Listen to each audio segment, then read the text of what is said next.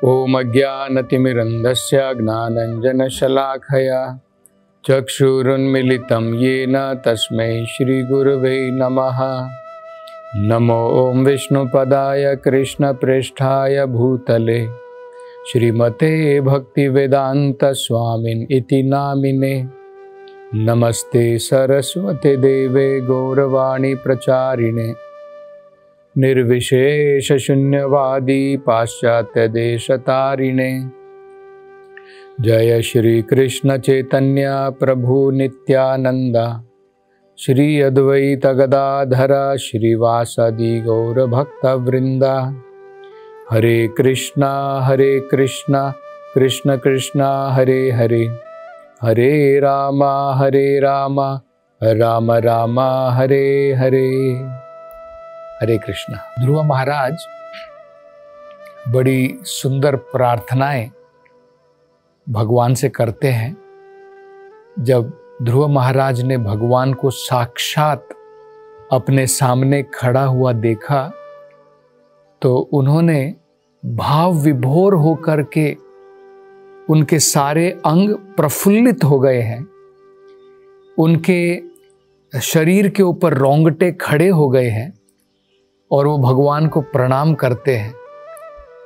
पहले क्योंकि उनको अनुभव नहीं था, वो एक 5 साल के बालक मात्र थे, तो भगवान का गान कैसे करना है, उनको ग्लोरीफाई कैसे करना है, उनकी महिमा के बारे में क्या वर्णन करना है, वो उनकी समझ में नहीं था।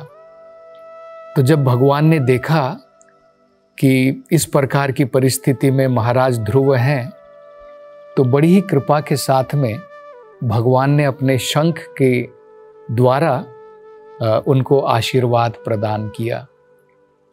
और जैसे ही भगवान ने अपना शंख ध्रुव महाराज के सर के ऊपर आशीर्वाद के रूप में लगाया, ध्रुव महाराज को पूर्ण रूप से वेदों के सार का ज्ञान उनको हो गया। तो अब जो है वो बड़ी सुंदर प्रार्थनाएं भगवान से करते हैं। तो पहली प्रार्थना बड़ी सुंदर प्रार्थना है, ये संस्कृत में है, तो इसको हम थोड़ा समझने का प्रयास करेंगे। ध्रुव उवाच यो अंतः प्रविश्य मम वाचम इमां प्रसुप्तां संजीवयत् अखिल शक्तिधर स्वधाम्ना अन्यांश्च हस्तचरण श्रवण त्वगादीन् प्राणान् नमो भगवते पुरुषाय तुभ्यम्। तो संस्कृत में है लेकिन सरल है, इसका अर्थ समझना कठिन नहीं है, तो हम उसका अर्थ जो है समझने का प्रयास करेंगे। तो ध्रुव महाराज क्या कह रहे हैं? यो अंतः प्रविश्य मम वाचाम इमं प्रसुप्ताम। भगवान जो है अंतः प्रविश्य, भगवान ने जब मेरे अंदर में प्रवेश किया, अंतः प्रविश्य, मम वाचाम, मेरे वाक्य, मेरी जो वाक शक्ति है, बोलने की शक्ति है, इमं प्रसुप्ताम, पहले जो सो रही थी, जागृत नहीं थी, अब वो जागृत हो गई है। तो अभी हम लोग बोलेंगे कि भाई पहले भी तो ध्रुव महाराज बातें करते थे, वो ऐसा क्यों कह रहे हैं कि मेरी वाक शक्ति सोई हुई थी, मेरी बोलने की शक्ति सो रही थी?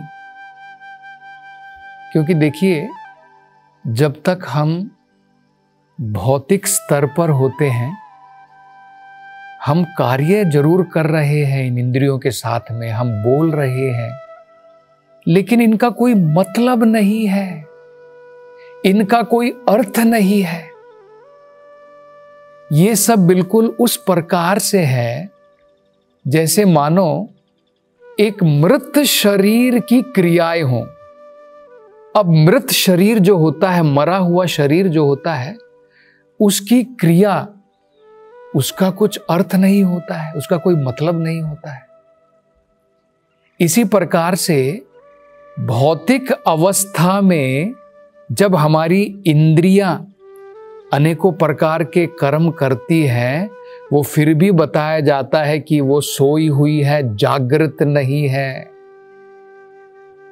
जिस प्रकार से उदाहरण के तौर पर एक व्यक्ति अगर दारू उसने पी हुई है और जो भी वो कार्य करता है, अनेकों प्रकार के मूर्खतापूर्ण जो कार्य करता है, उसके कार्यों का कोई मतलब नहीं है, उसकी एक्टिविटीज का कोई अर्थ नहीं है।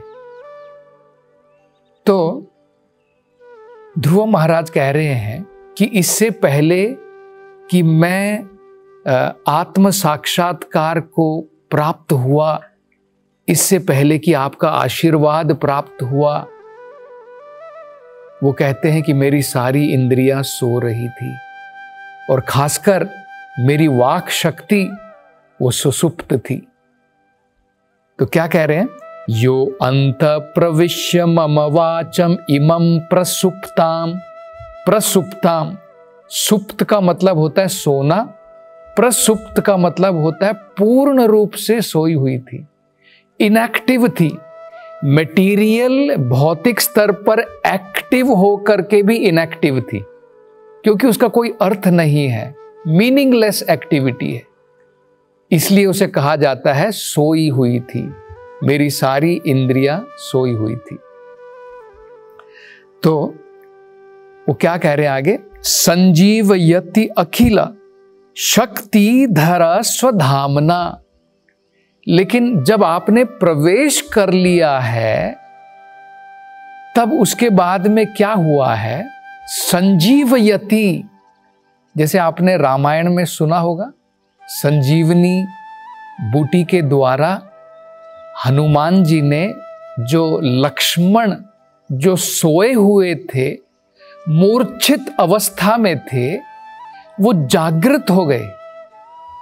संजीवयति का मतलब होता है पूर्ण रूप से जागृत हो जाना। इंग्लिश में एनलाइवेंड कहते हैं, अवेकेंड कहते हैं। तो ध्रुव महाराज का क्या कहना है कि मेरी जो वाक की शक्ति थी, वो पहले सुसुप्ताम प्रसुप्ताम सो रही थी, लेकिन आपके प्रवेश करने के पश्चात अब वो जागृत हो उठी है। क्यों जागृत हो गई है, उसका कारण भी वो कह रहे हैं। वो कहते हैं भगवान, अखिल शक्ति धरा स्वधामना। आप संपूर्ण शक्तियों के, अखिल शक्ति धरा, संपूर्ण शक्ति को धारण करने वाले हैं। और ये कौन सी शक्ति है? स्वधामना, आपकी अंतरंगा शक्ति है। बहिरंगा शक्ति के द्वारा, बहिरंगा शक्ति होती है भगवान की माया शक्ति। इस माया शक्ति में हम लोग सो जाते हैं, कार्य कर रहे हैं, लेकिन फिर भी माना जाता है कि हम लोग सुसुप्त हैं, अज्ञानता में कार्य कर रहे हैं। और जैसे ही भगवान की अंतरंगा शक्ति प्रवेश करती है हमारे अंदर में, तब क्या होता है? सारी इंद्रियां जागृत हो जाती हैं।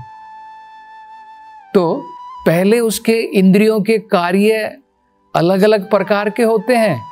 जब वो माया शक्ति के अधीन में होते हैं, तब उसे कहा जाता है वो सोए हुए हैं, और उसके कार्य जो है बिल्कुल मरे हुए व्यक्ति के कार्यों के बराबर या फिर भूत पिशाच के कार्यों के बराबर बताए जाते हैं।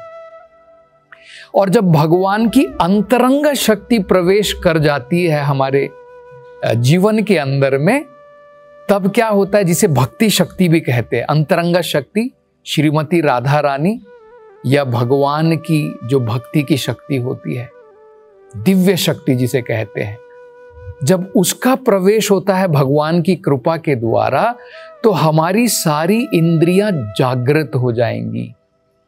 तो पहले अपने मुख के द्वारा, हमारी वाक शक्ति के द्वारा हम केवल भौतिक चीजों का वर्णन करते हैं तो वो सुसुप्त मानी जाती है, या फिर पिशाच की क्रियाएं मानी जाती है, या फिर मृत शरीर के कार्यों के बराबर माना जाता है।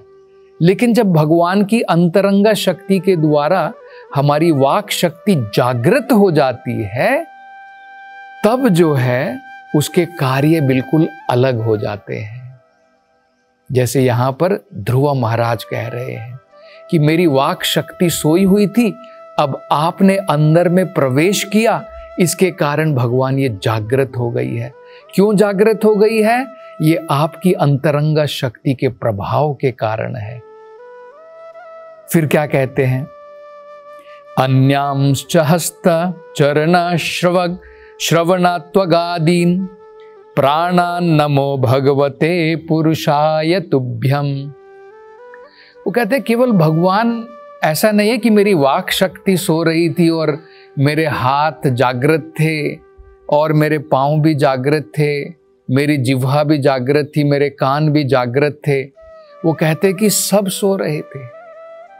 मतलब जो भी वो कार्य कर रहे थे वो इग्नोरेंस में कार्य थे, अज्ञानता में मैं सारे कार्य करने में लगा था। अपने कानों का प्रयोग भी अज्ञानता में कर रहा था, अपने पांव का प्रयोग भी अज्ञानता में कर रहा था। देखिए बहुत अंतर होता है। जब हम भगवान की भक्ति में जागृत नहीं है, इन्हीं पांव के द्वारा हम कहां कहां लेकर के जाते हैं। हम टूरिस्ट बन करके अमेरिका घूम रहे हैं, ये कर रहे हैं, सिनेमा घर में जा रहे हैं। यही पांव हमें जो है मदिरालय में लेकर के जाते हैं, जहां पर हम दारू पीते हैं, क्लब में लेकर के जाते हैं, लेकिन भगवान के मंदिर नहीं लेकर के जाते हैं। तो उस टाइम में मतलब क्या है, हमारे ये सारी इंद्रियां सो रही हैं। इसलिए हम लोग कभी क्लब जाते हैं, सिनेमा घर जाते हैं। वो सोए हुए व्यक्ति के कार्य के बराबर है, अज्ञानता के बराबर है। लेकिन यही जब जागृत हो जाती है, संजीव यति जब जागृत हो जाती है, तब इनके कार्य बिल्कुल बदल जाते हैं।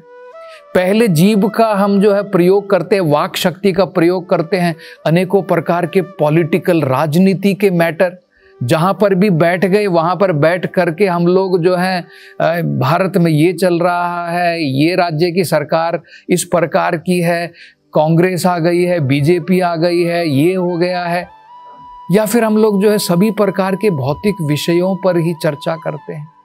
ये हमारी वाक शक्ति का प्रयोग होता है। लेकिन जब ये जागृत हो जाती है, तब हम इसका प्रयोग कैसे करते हैं?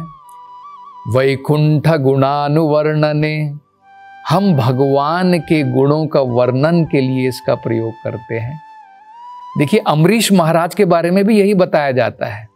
जब वो जागृत हो गए भगवान की भक्ति में, उनकी सारी इंद्रियां भगवान की सेवा में लग गई हैं। जैसे कहते हैं वाचांसी वैकुंठ गुणानुवर्णने, अपने वचनों का प्रयोग उन्होंने भगवान की ग्लोरिफिकेशन के लिए किया। वाचांसी वैकुंठ गुणानु, भगवान के गुणों का वर्णन करने के लिए। तो कहते हैं वाचांसी वैकुंठ गुणानु वर्णने, हरऊ पादे तद, अपने पांव का प्रयोग उन्होंने किस लिए किया? भगवान के मंदिर जाने के लिए। अपने हाथ का प्रयोग किस लिए किया? मंदिर मार्जनादिशु, मंदिर में सेवा करने के लिए किया, भगवान के मंदिर को क्लीनिंग के लिए किया। तो इस प्रकार से सारी इंद्रियों का प्रयोग, सवई मनः कृष्ण पदार विंदयोर, और अपने मन को हमेशा भगवान के चरण कमलों में लगाया। तो यही यहां पर ध्रुव महाराज कह रहे हैं कि भगवान आपका आशीर्वाद प्राप्ति करने से पहले मेरी सारी इंद्रियां सुसुप्त थी। ये वेदों के अंदर में भी बताया है।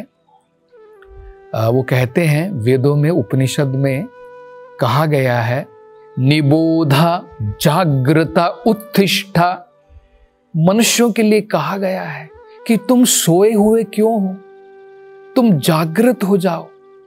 निबोधा, बोध जो भगवान का ज्ञान है उसको प्राप्त करो। बोधा, और क्या कहते हैं, जागृता, तुम जागृत हो जाओ। और क्योंकि मनुष्य जीवन मात्र में हम अज्ञानता से बाहर निकल करके जागृत हो सकते हैं। भक्ति विनोद ठाकुर भी एक बड़े महान संत थे। उन्होंने एक बड़ा सुंदर गीत लिखा है। उस गीत में वो कहते हैं, जीव जागो गौर चंद्र बोले। चैतन्य महाप्रभु कह रहे हैं, हे जीव तुम जाग जाओ, जाग जाओ। कोता निद्रा जाओ माया पिशाचीर कोले। कब तक तुम माया की गोद में, जो पिशाच की भांति है, एक पिशाच की गोद में तुम कब तक सोते रहोगे? तुम जाग जाओ। तो ये केवल मनुष्य जीवन में मात्र संभव है। तो ये बड़ा महत्वपूर्ण हमें समझना है कि ध्रुव महाराज जो है भगवान की अंतरंग शक्ति के द्वारा जागृत हुए। इसी प्रकार से हम भी सबसे पहले भगवान की अंतरंग शक्ति को ही बोध करते हैं। ये जो हरे कृष्णा मंत्र है, ये हम क्या कहते हैं? ये भगवान की अंतरंग शक्ति राधा रानी से ही प्रार्थना है। हे राधे, हरे कृष्णा। हरे मतलब होता है श्रीमती राधा रानी। भगवान की अंतरंग शक्ति से प्रार्थना कर रहे हैं कि हमें भगवान की सेवा में लगाइए। तो और आगे ध्रुव महाराज क्या प्रार्थना करते हैं, इसकी चर्चा हम अगली कथा में करेंगे। हरे कृष्ण।